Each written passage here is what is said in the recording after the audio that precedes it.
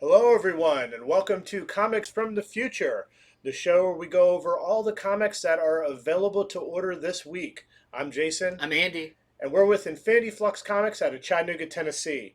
Typically, we have our third host, the ever popular Megan, but her niece was in a local theater musical today, so she took off to go do that. We forgive her this time for that. I think that's okay. Yep, so it's just going to be Andy and I going over everything. Fortunately for us, it's a bit of a small week, Yep. I would say. There's still some noteworthy things, some stuff I think you're going to want to hear about, but I think we had some pretty big weeks like the last two in a Yeah. row, so this one's a little light. And I think this one falls right around Halloween, right That, around the week of Halloween, so that could be some of the reason. that very well may be it. So let's begin with our featured comics. Starting with a new Alien #1. So, we've had an Alien series. I forgot what number it's gotten up to. We just got the annual for it not that long ago. But they are restarting Alien at #1 with the same writer. It's Philip Kennedy Johnson, but a new artist, Julius Oda, will be jumping on board. And my theory the whole time was this was to line up a little bit better with Predator. So Predator #1's coming out pretty soon, and I think they want those books to stay kind of It even. is very coincidental Yeah. otherwise. So maybe to lead to the eventual possible Alien versus Predator that I mean, inevitable I is the mean, word I would use. yeah, For inevitable. sure. But so what's different about this one? It does start a new epic story arc, and in this one, the synths in the Alien universe have kind of not colonized, but moved to a secret backwater moon to just live out their synthetic life. When some space marines come along and need their help, and they have to decide, do we want to work with humans because it sounds like they kind of escaped from them. Uh, the solicitation doesn't mention anything about aliens, but I imagine maybe something stored on their ship is coming to the planet as well. There's going to be aliens involved. I am sure of it. It's in the title. It's in the title, Yeah. and look, And he's the right there cover. on the cover. Right. So that's the new Alien #1. It sounds like you don't have to have read the previous volume to jump on board with this. I think this is going to be a good point for a lot of people to get on the Alien and Predator bandwagon. So this is our A cover. It looks like he's even ripped one of the synths apart because they have like that white Yep. cream of mushroom soup inside of them. Then we have the Travis CHAREST variant, and we have the MAGNO variant, which I thought was interesting. It's like there's like a gold little alien down there. That bottom right corner. That is strange. So we'll see, but sounds really cool, and I'm excited to read a new #1. That alien is blinging. All right. So from DC and Lee Bermejo, we have Batman Dear Detective, which is a one shot. Now I have to say, we were talking about this before the show. I can't remember who said it. I thought it was you first, though. I think Andy called this. So this is a story made up of all those Lee Bermejo variant covers that he was doing for Detective Comics.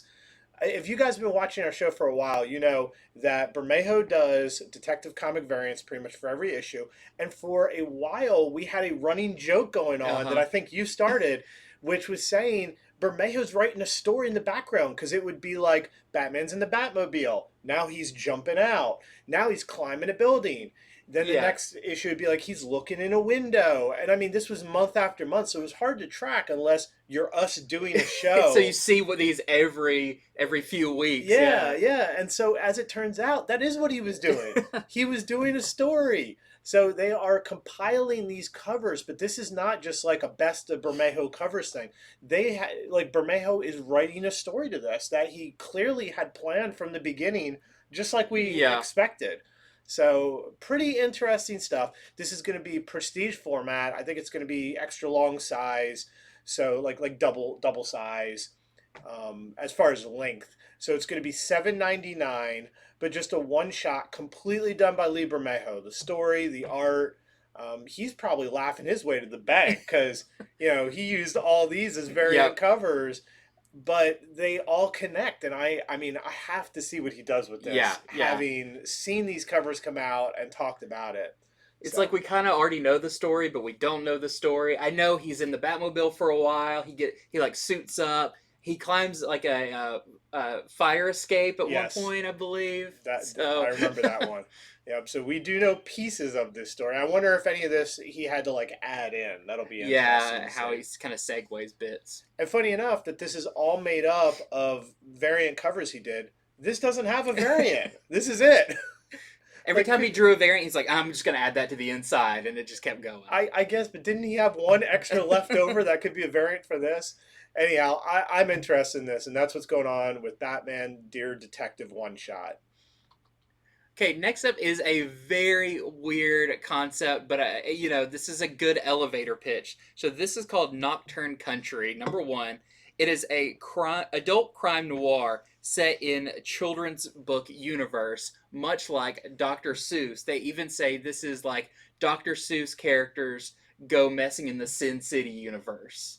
So the narration in this is rhyming. I don't think like the whole book is rhyming, but the narration is rhyming, and it sounds like it's gonna get up to some pretty dark stuff, but with that kind of zany, twisty world of like a Dr. Seuss. You can see some of the buildings are all curved, and there's some weird little fuzzy creatures and everything. But don't let that fool you. This is going to be a mature book. Sounds really fun. Sounds like something I haven't read before, and just the one cover. So they only solicited one cover, which I thought was interesting. Um, but on a different website, it has a different one cover. But neither of them had the other as a variant. So there's a chance there's some other cover for this, but not available for us to order. I don't know. Maybe it was one cover, then it got changed later. It's very weird, but from the site where we order our comics, this was the cover they provided. Hmm. Yeah, that's a genre of comic that's been picking up steam in the last 10 years, which is like twisted fairy tales or Yeah. anything that anyone experienced in their childhood. Now let's make it dark. Yes. So, love it or not, that definitely is sort of a growing genre. All right, so next up is a new ongoing Avengers title called All Out Avengers.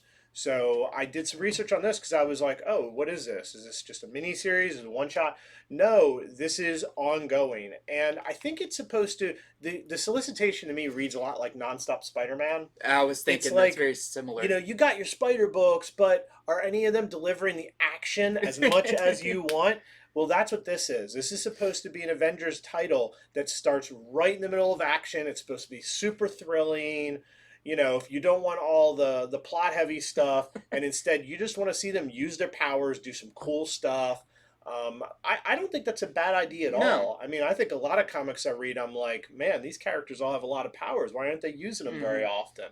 So I think if they pull this off well, it could be very good. So this is being done by Derek Landy with art by Greg Land. And the first issue, there's, of course, a lot of things going on. There's an alien attack. There's some wormhole technology that's been stolen. I looked ahead and I saw issue number two's got Doctor Doom in it, holding Captain America's shield. And it's saying something about, like, how he's, like, both the villain and also a good guy. So it seems like they have some pretty interesting plot lines to tell here. I just hope that they can keep their promise where it's just an exhilarating title. Yeah. I think that would be really cool with these characters. So that's what's going on in All Out Avengers #1, brand new ongoing Avengers title that is starting available to order. We got some other covers, starting with J. Scott Campbell. It's a good one. Yeah. Particularly how the Avengers font's getting big as well. That's really cool. That's sort of my favorite part of it. And here's a LARROCA cover. Just a lot of team members. All out. Yeah. It's all out. All using powers. And lastly, the Scotty Young Blade cover. Just look how happy he is to be Blade. There's just a whole horde of vampires down there, and he just can't wait to dive in. Yep. Hey, next up is our final installment of Superman, the WARWORLD song. I will every time this story comes up, I will mispronounce it. I want to hear Elmer Fudd say it. It'd take an hour for him to get through it.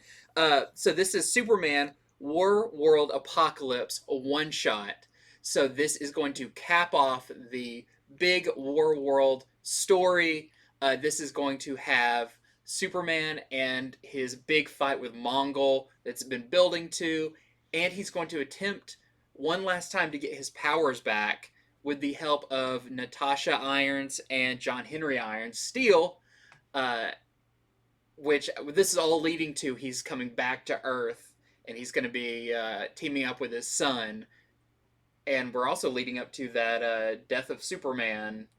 Right, the one shot where they take the original teams coming Yeah. back to do something sort of. Apparently, an honor of there's something going to happen around that time for Superman. Yeah. So if you've been reading this, let your store know, because we will probably get this for everybody who's been on Action Comics. It seems like if they've been enjoying that story, they'll want this. But your store may not do that, so let them know you want Superman War World Apocalypse #1. And then we have a few covers for it. We have the FOCCILlo variant, and we have the Beach Distressed variant. Also with this, it says that the Fourth World will be reborn. So Fourth World is the Jack Kirby created crazy gods in space and everything. I'm really wondering if this is going to set up maybe some new Fourth World stuff to come. All right, so next up, there is no Halloween Comic Fest. That's been sort of the Halloween comic festival in years past, because a lot of the publishers have left Diamond, who runs it, and they've gone off to do their own thing. One of which is Marvel, and so we got word from Diamond this year that they're gonna, I think, release some online comics, but nothing physical. Well, Marvel, who is over with a different distributor, said, well, we're still doing our own thing. And it's going to be called Marvel Halloween Comic Book Extravaganza. And so this is most of the books that they're offering. So what's going to happen is they're going to sell these books to us comic stores at a very reduced rate. And we're going to give it out or sell it in comic packs or something of that sort. At our store, we'll be giving them out. And so these are reprints. As you can see, you got Amazing Spider-Man 88, which is the first appearance of Goblin Queen. You've got Dr. Aphra's #1 from her 2020 series. You got Strange Academy #3, which I think they've decided is just the best issue for somebody to just dive in. Or maybe it's a little bit Halloween themed. It's been a while since I had that one. And then you've got the first Moon Girl and Devil Dinosaur, which makes sense because there's an upcoming Disney Plus series for Moon Girl. In addition, there's another one they don't show. It's Spider-Man and His Amazing Friends will also be available. But I think that one's all ages, and they just wanted to show sort of, this is the main 4. So if you're interested in any of these, you may want to ask your store in advance to hold them for you. We're going to have plenty, so if we're your store, don't worry. We'll have quite a bit as long as you're not coming in 2 days later. Oh, I should talk about release day. So these are going to be released October 29th, which is a Saturday. So that is the Marvel Halloween Comic Fest day, Saturday, October 29th. All right, so next up, let's get to other #1s. They're not featured, but who knows? You may care even more about some of these. Okay, so this is really cool. This is Flash 2022 Annual #1. It's a cute cover. You've got Wally and Linda. Giving her a piggyback. Giving her a piggyback ride. So here's the thing. I put this in here when I set up the show as an other #1. We've got a few other annuals coming up. And I was like, okay, I was doing my research for this one, and I saw that we could read an advance copy of this. Well, boy, howdy, I clicked on that, and I read it. So what is this issue about? There's been a lot going on with the West family. Yeah. They've been pulled in different directions. Linda has speed powers now that she's trying to figure out. Wally's been through all the Gym World stuff. They've been really separated. Well, Linda, if you didn't know, is an author, and she is working on her manuscript. And now that they've all got a little quiet time, she really wants Wally to read this story. And he's like, okay, maybe I'll find some time to read it. So she leaves, and he sits down with the manuscript. And let me tell you, it's a romance novel, loosely based off of Flash and some fellow Flash villains and heroes. but his character is kind of Fabio-ish with the long flowing hair. So she's writing like a romantic fan fiction about It's she's him? trying to get it published, so but Okay. you see the like painted cover that's going to be the cover of it, and it is hilarious. It continues why Flash is such a good book, because every issue is something that's like, oh, this is a fun ride or whatever. But let's just say you will see the first appearance of Billy East, who is the hero of the novel that is great. But not just that, there is a pretty big reveal at the end of this issue that, if it comes to fruition, will definitely change their lives. Uh, Wally and Linda and Jay and Irie forever. So I was really shocked. I had to go back and reread the like last 2 pages to be like, are they saying what I think they're saying? So just a warning, there actually is some meat to this annual, and it's super fun. Had to go in a little bit deeper about this annual because I read it, but I loved it. Can't wait for everybody else to read it. So that is Flash Annual 2022 #1. All right, so another DC annual is going to be Harley Quinn's 2022 annual. Now, you know, some annuals are one-shots where the creative team either takes the time to tell a new story that's outside the stories they've been telling, or another team comes in to give everybody a break and get to tell sort of their tale. This is neither of those. This is actually the final part of the new storyline that has just begun with Harley Quinn going into space. It's called Task Force XX. So Harley Quinn, we kind of talked about this on Tuesday. It has gone weekly. Yep. All right, so it's now a weekly title for just this plot line of Task Force XX, where Harley has been petitioned to go into space and lead a team of other heroes and villains, some of which she likes, some of which she absolutely hates. Good first issue on it. I just read it on Tuesday. And it's ending with the annual. So it seems like they were right on track with this, to where they were like, oh, an annual? Nope, we're just going to keep with this. Yeah.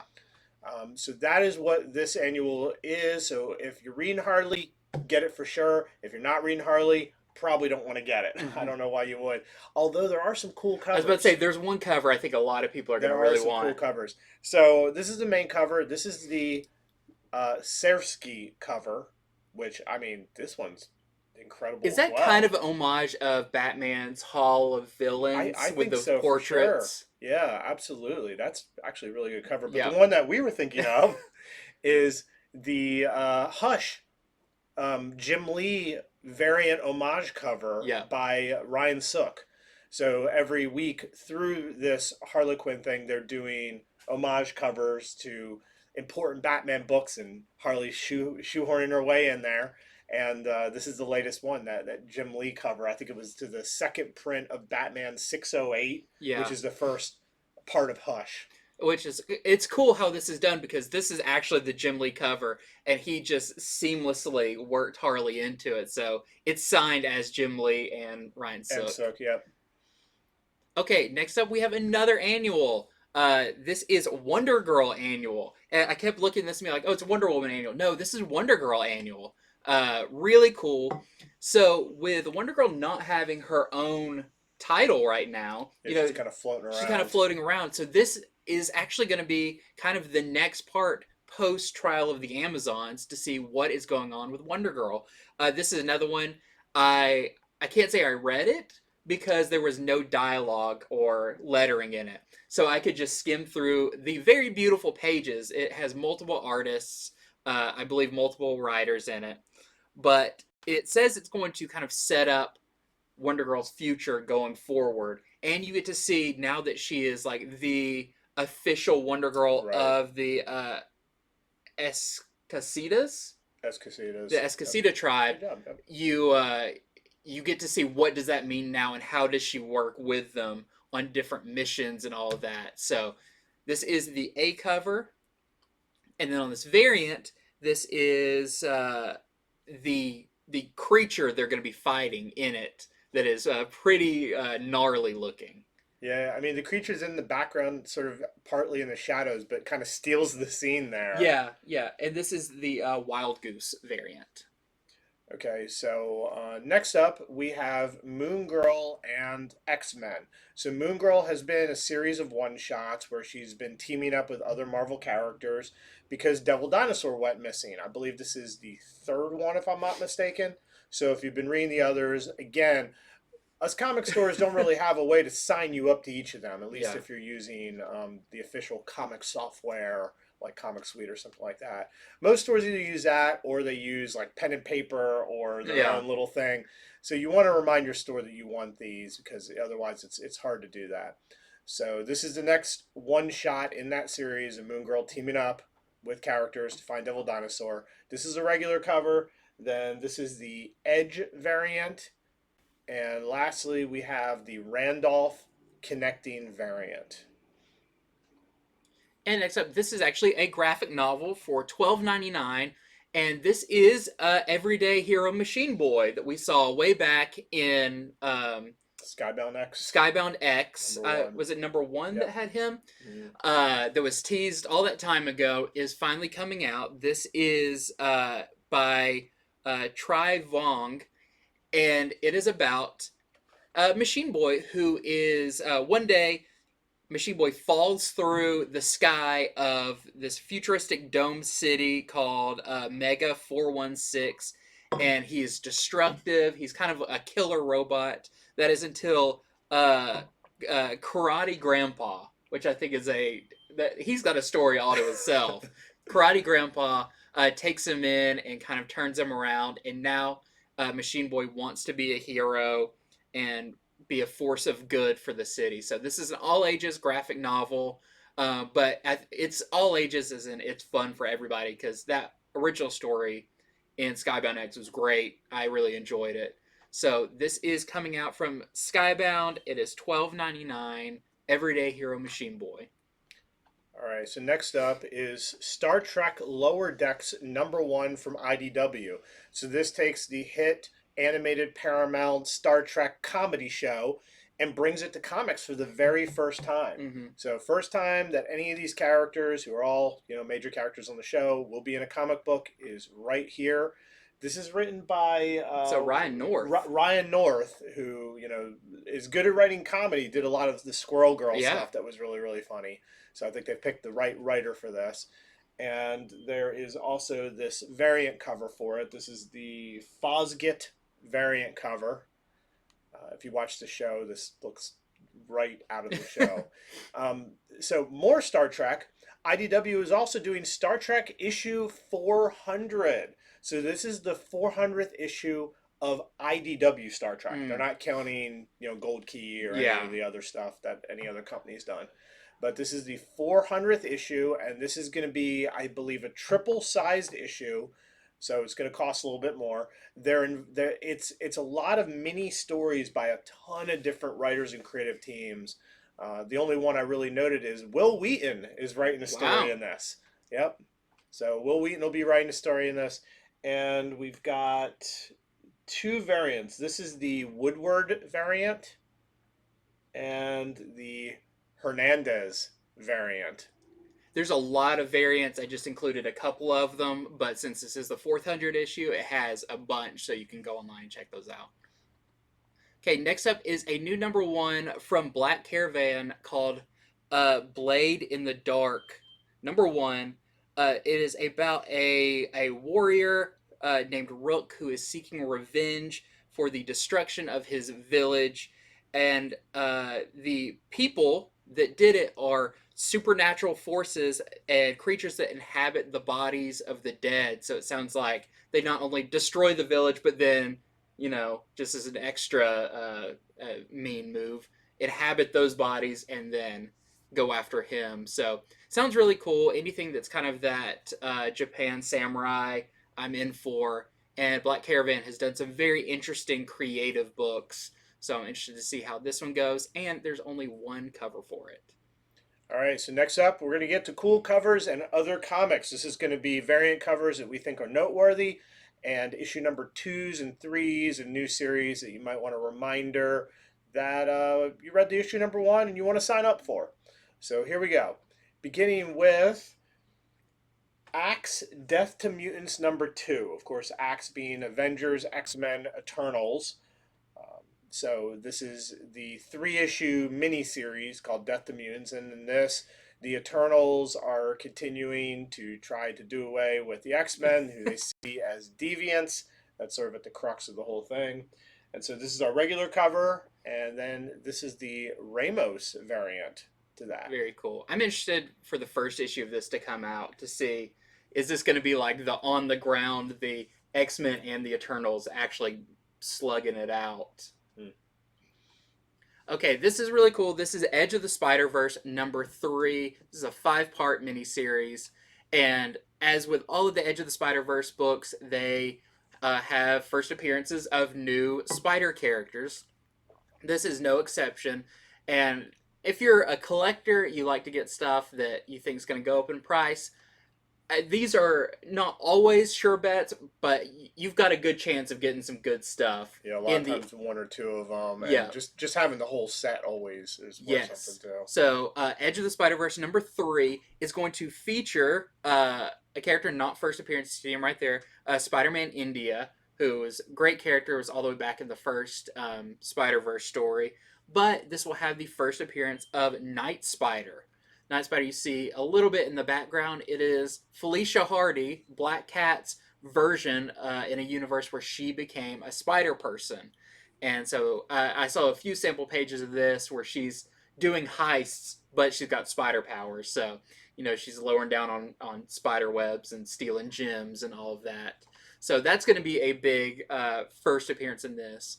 But what people aren't saying, or the solicitation doesn't mention, there is another pseudo first appearance in this that I had to do some digging research, but they released some preview pages, and all the preview pages are the Felicia Hardy character, but one of them was a newish looking spider character. You may recognize her, but her name is, she goes by, let's see, Sakura-Spider. And Sakura-Spider is actually, her first appearance was in the Deadpool manga. There's been, I believe, 2 volumes of that. But this will be her first, like, in-color, traditional comics debut. So I imagine that will be considered somewhat of a first appearance. Yeah, right. If somebody's just been in manga before, that's different than their first. Yeah. She has a very unique design. And I think that's going to be a pretty big deal, because I could see that character going off in a lot of directions. So it doesn't mention in the solicitation or any of the things. You just have to recognize that character from the preview pages, which there's only like 1 of her. But I thought that was really cool that people would want to know about. This is our A cover. And then we have our Chris Anka variant, which I think this one's going to be big, with Night Spider. Felicia Hardy as Black Cat is so great. I can't even imagine her with actual powers. It's too much. All right, so this is Ghost Rider #6. This is just our main cover, which is awesome. Ghost Rider fighting Wolverine. That's cool. So last issue of Ghost Rider, they were in a race together, and they ended up sort of like leaving together in a way. Yeah, they had to team up and everything. Right. So in this one, it kind of alludes to they're not going to be teaming up, at least for the whole issue. It kind of says Wolverine's around. Is he going to be friend or foe? You know, the cover seems to look like foe. I have a bet that by the end he'll be friend. Yeah. That's just how this tends to be. So this is Ghost Rider #6, and then we have the Behrens variant and the Romero variant. I really like the tone they've hit with Ghost Rider right now. It feels like all the covers and everything just feel right. That leathery, dark, they look great. So what's up with the pickaxe on the end of his whip here? Yeah, I believe he's used that before. Really? It's a Johnny Blaze thing? Robbie Rodriguez. Or Rodriguez. Okay, yeah, I see now. It's Rodriguez. Because the skull. Right. Yep. Okay, next up is She-Hulk #6. This cover's really, it's just like, I doubt this scene's going to take place, but I like the very dapper She-Hulk and Nightcrawler on the cover. And it says in this one, Nightcrawler actually comes to She-Hulk for legal defense reasons. What could one of the sweetest of all the X-Men need legal counsel for? You'll have to find out in this issue. And it says it continues one of Marvel's oldest traditions in this issue, which I'm not sure what it is. Publishing comics, maybe. But this series has been great, so I'm looking forward to this one. And we have a really cool variant. This one is by Edge. And then I also threw this one in here. This is Immortal X-Men number 6. This is the Kafu variant, the Beyond Amazing variant, and this is a Avengers X-Men Eternals tie-in issue. All right, here is the Shalvey variant to Moon Knight number 15. This is a series that Marvel is starting of Miracle Man variants. So in this issue, it says that Moon Knight has to reveal a hidden truth to his allies. What could that be? Any number of things when it comes to Moon Knight. And then we have this really great cover. This is for Wolverine number 24. As you can see, he's nowhere on the cover. But this is for also the Amazing Spider-Man, Beyond Amazing Fantasy, whatever series they're doing. I love this one because it is very Spider-Man the Animated Series feeling. But this is also this Wolverine issue is going to be an Axe tie-in as well. All right, so here's another Beyond Amazing Spider-Man variant for New Fantastic Four number 4. And in this issue, the New Fantastic Four are trying to stop a demonically possessed Human Torch. So, but this is the variant for that. Okay, and then we have Star Wars number 27. I love the artist is doing these covers because they feel like some of the novel covers. Very cool. This is going to be about 2 Crimson Dawn double agents have gotten some kind of information or secret from the Empire and are going to deliver it to the Rebellion. But what they don't know is they are being pursued by the entire Imperial Navy. So it sounds like maybe this is going to be a one-off story, but I don't know. But it sounds really cool. And there's some really nice variants for this, including this John Tyler Christopher action figure variant with, I believe, Newt Gunray. And then this one is interesting. So this is the Sprouse Choose Your Destiny cover with Leia seen from the very brief scene of Leia and Luke training in Rise of Skywalker. And I believe this is if it depends how deep on first appearances you want to go, but this is the first appearance of Leia's lightsaber, which is a pretty big thing. So very cool variant for that one. I mean, I know Star Wars people. Some of them care about lightsaber first. I care. I think this is an awesome cover to have Leia with a lightsaber. Okay, so this is Artist Elite number 2, or rather Artist Elite Presents number 2, where they're setting up these new characters for this new Artist Elite universe they've been doing. So you have a new character, I think his name is Dark Skull, from Ben Templesmith. And then you've got Freddie Williams doing a book called Belong. And lastly, I think it's Ryan Kincaid is doing Seraph and the Seven. So we have a few covers to this. This is the regular cover. Here's the Ben Templesmith cover. Here is the Freddie Williams, the second cover. And lastly, here is the Ryan Kincaid cover, all showing the different characters for their upcoming books. Okay, and then we have Vampirella Year 1, number 2. This is one of the books we didn't get to cover on the show, so after it came in, I read it. This is actually a very interesting book to see Vampirella's time on Draculon and all of that. Stories you don't really get. It's actually Vampirella retelling her origin, so I thought it was cool. This is also, we're going to get the origin of Draculon in this issue. I like how they're really leaning into the very weird side of Vampirella. This is our A cover. We have our Derek Chew variant. And this homage type cover. This is by Timpano. So I believe that's Dirty Dancing? Yep. But even dirtier. Bloody Dancing? Bloody Dancing. Okay, so Mighty Morphin Power Rangers is hitting issue number 100. And so, of course, they are doing an extra size issue with all kinds of extra trimmings to it. But the main thing that I was going to tell everyone about is they're doing a trading card, like a collect them all thing with it. So there's a lot of covers for this, but the A through D variants, so the main cover and the first three variants, are each going to have a trading card, and there's going to be 11 different cards you can collect, all with art done by Chris Anka. So beyond that, it's going to be extra large size issue, all kinds of major things going on in it. So here is the regular cover. Then here is the Bernardo variant. This is the B cover. The C cover is the Mercado cover, and it is a wraparound cover as well. Then the D cover is a blank sketch cover. So all those are where you can get your cards. Mm-hmm. But even if you buy one of each, you still don't have them all because there's 11 different cards to get.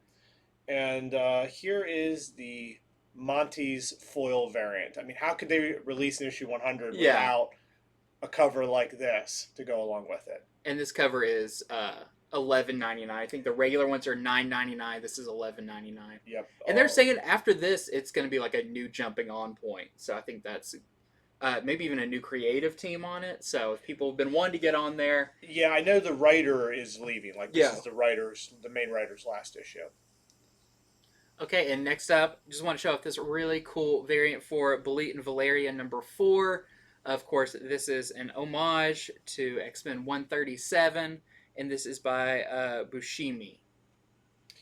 All right, so next up, we're going to get to other printings and graphic novels, beginning with, that's right, it's no longer just Dark Crisis. It is now Dark Crisis on Infinite Earths.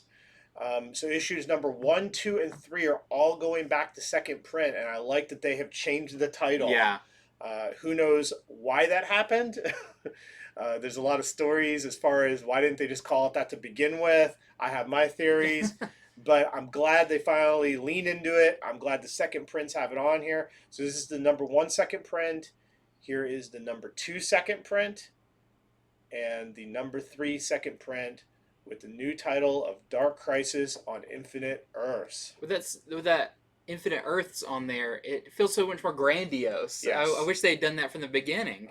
I do too, but hey, at least they're doing it now. It's doing it now, yeah.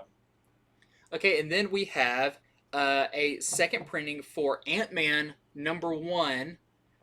This book just came out, I think, week before last. Mm-hmm. And we sold out almost immediately. It was a very... I think people had to see it in person to really know they wanted to get it. It's going to be a 4-issue miniseries where each issue is kind of taking on one of the different Ant-Men throughout his history. And if you missed that first one, well, here is a second printing. Also going back to second print is Daredevil number 1. His latest ongoing series. They just relaunched number 1 a few weeks back by the original creative team of Zdarsky and Checchetto. So if you missed that number 1 or you just want to get all the covers, here is the second print cover for that. I love that cover with Spider-Man on it. That's super cool. And then there's another second printing. This is for Gambit number 1 by Chris Claremont. And we have this cover that is by Todd Knock. Okay, so first trade paperback we're going to go over is Hardware Season 1. This is the hardcover entirety of it. So it's $29.99, and what you're going to get for that is you're going to get the Milestone Returns number 0, where they brought all the characters back, and then Hardware 1 through 6, which is the full Season 1. That's kind of how they're doing it. So $20.99, and you can get all of that. And then we have a new omnibus. This is Flash by Mark Waid omnibus, hardcover, volume 1. This is kind of when Wally West stepped up to become the main Flash and all of his early adventures and everything. This is going to be 1,088 pages for $150. So it's one of the pricier ones. I like how he's kicking up smoke like the Roadrunner. Yeah, like Looney Tunes style. And there's also going to be another cover for it, the direct market one, which was not available. All right, so Trial of the Amazons is coming out in a hardcover format. I read all this stuff, and I was thinking it'd be hard for them as far as which ones do they go with. So I'll tell you in case you want to know what's in this. It's just $29.99. It's the hardcover. It's going to include Trial of the Amazons 1 and 2. It's going to include Nubia and the Amazons #6. See how pinpoint accurate they had to do to make the story like to fit in one hardcover. Wonder Woman 785 and 786, and Trial of the Amazons Wonder Girl 1 and 2, which is the whole thing. Yeah. So all that for $29.99. And then this one's really cool because they are re-releasing or doing a new version of Illuminati from Marvel. This is going to be a trade paperback for $19.99, and this collects Avengers Illuminati #1 and New Avengers Illuminati 1 through 5. So if you want to see from Doctor Strange where that concept came from and everything, that is from this. Very cool series. So check it out. Illuminati. This is going to be $19.99. All right, and the last thing is Marvel is releasing Miracle Man: The Golden Age trade paperback for $19.99. Now, don't get confused. This is not an actual Golden Age comic. This was actually done back in 1985 by Neil Gaiman, and Buckingham did the art. And so if you want... So Gaiman is returning to Marvel and doing more Miracle Man coming up. That was announced a while back. I think it got pushed back a bit because of just everything being pushed back. But now Marvel is saying, hey, if you want to read the old stuff he did, here you go. This is from 1985. This is actually Miracle Man issues 17 through 22, the ones that Gaiman was on. And it's a little bit of something else that they did in Total Eclipse #4. So if you want to catch up on your Neil Gaiman Miracle Man, here is your chance for just $19.99. And that's it. That's our show. Yep, it was a lighter show, but there's only 2 of us, so it felt like it was even longer. An easy breezy show. Yeah. So all of those are available to order. Different shops do different dates. We do our orders up until Sunday. Most shops, I mean, the latest you can get some of the stuff in is Monday night. So you have between now and then to go ahead and tell your shop what you want to guarantee that you're going to get those comics. As far as other things, we'll be back on Tuesday with our weekly comic review show. And for those of you who just miss Megan too much, she is returning to work today after seeing her niece's show, and she's going to be doing her Whatnot, her Friday Whatnot show, where she sells comics tonight starting at 8 p.m. on Whatnot. So look for her on that. But until next time, thanks for watching. And if you watch us on YouTube, hit that subscribe button. We keep creeping up towards 2K subscribers. I'm going to be so proud when we hit that. We'll have a little party. Yep. Well, thank you very much.